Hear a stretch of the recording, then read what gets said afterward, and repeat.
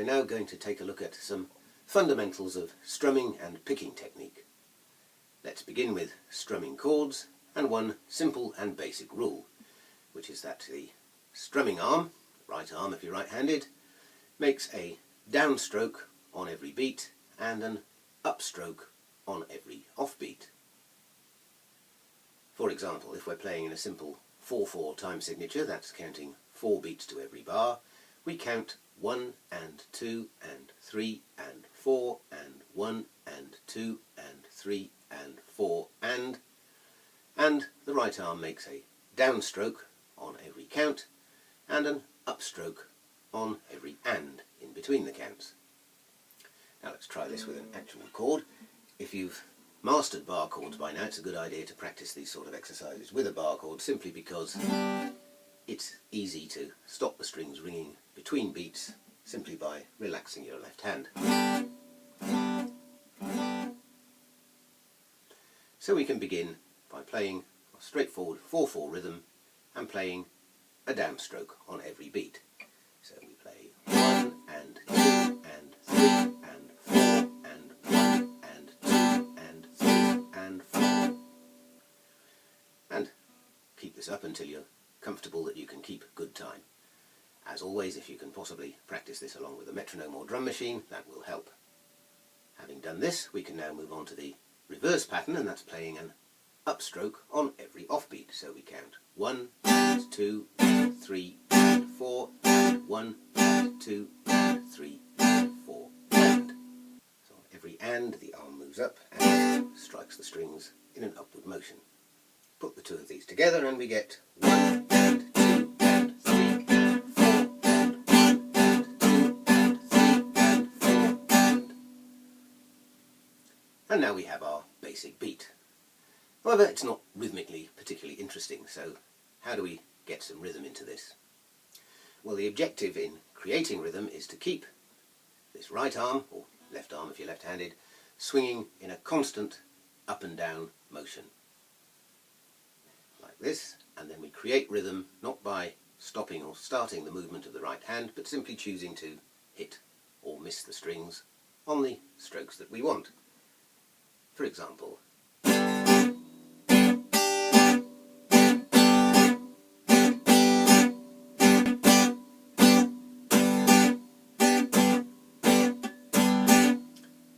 and so on.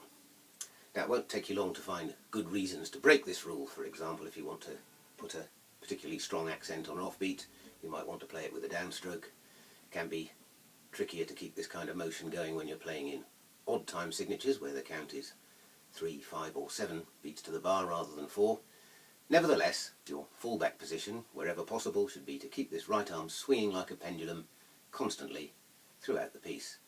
For one thing, this will help you keep time, as your right arm will be keeping the beat, and for another thing, it frees your mind up to give a little more attention to your left hand, perhaps to singing, to expression, dynamics and other elements of performance. If you want a more complex rhythm, you simply double the speed of the right hand. So we now count 1 A and A, 2 A and A, 3 A and A, 4 A and A.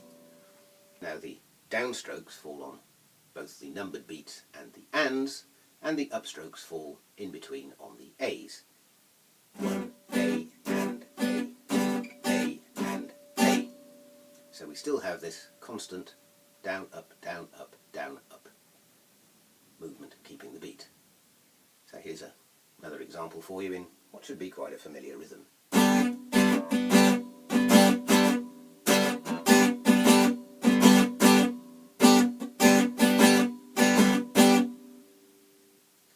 You can add further interest to your rhythm by playing some of the strokes on dampened strings to create a percussive effect.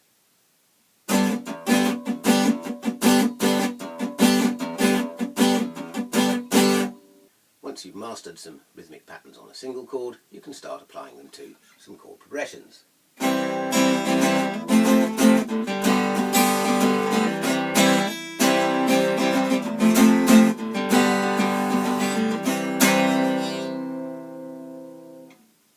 And you will find that you can create some fairly complex rhythms without ever having to break that constant pendulum movement of the right arm.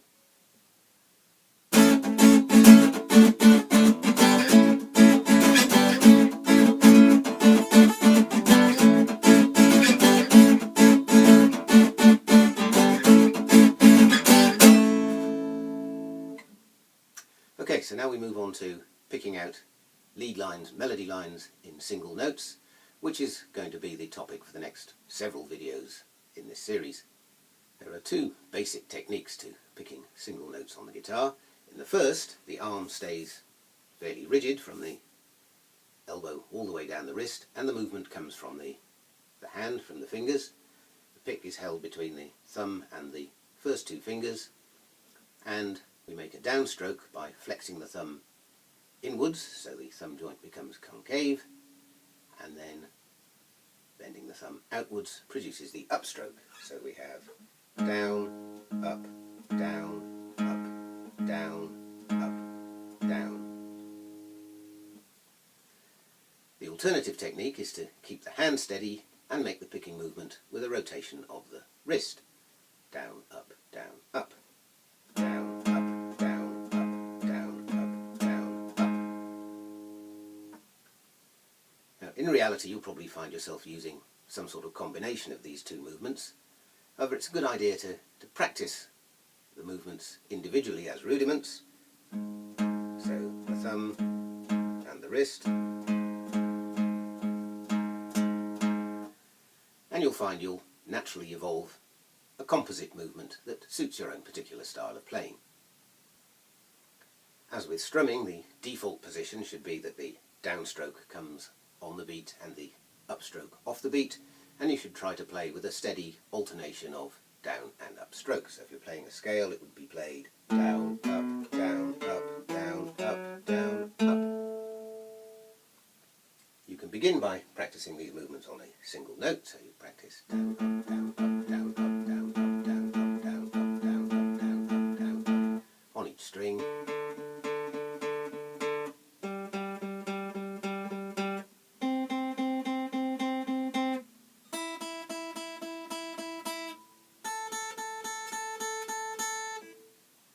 Don't forget, at all times we should be practicing in the interests of accuracy, good tone and good timekeeping, so slow down to a pace that's comfortable for yourself, and you'll find that the speed picks up as your technique develops. The next rudiment to develop would be perhaps picking across the strings. An easy way to practice this is to hold down a simple chord shape and pick pairs of strings. So here we pick strings 6 and 5,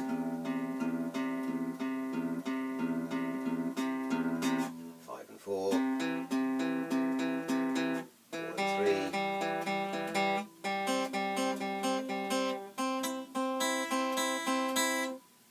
and so on, and then try picking across alternate strings. So we pick strings 6 and 4, 5 and 3,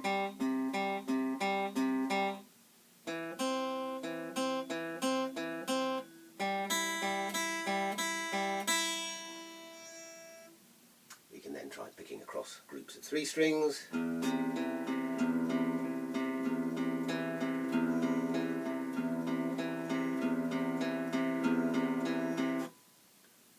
you can extend these patterns to include any combination of 2, 3, 4, 5 or 6 strings. Once you're comfortable with playing these rudiments in a single position, you can start applying them to chord, scale, arpeggio exercises. For example, you could use a picked pattern across one of the chord progressions.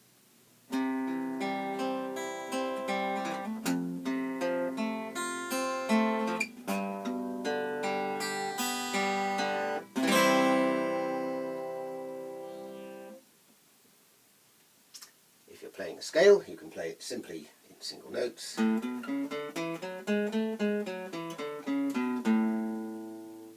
double time,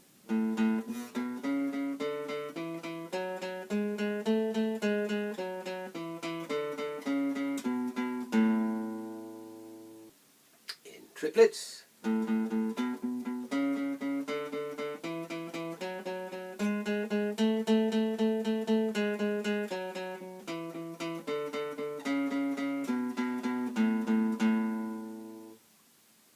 you could incorporate some cross-string picking by playing it in thirds.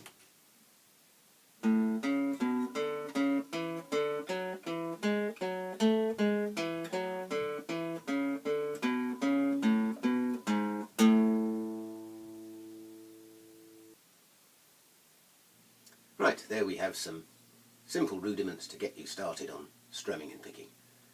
In the next video we're going to move on to left-hand rudiments and learn a simple set of finger exercises which can help you to develop your dexterity, speed and stamina in the left hand. But that's all for today, so goodbye for now.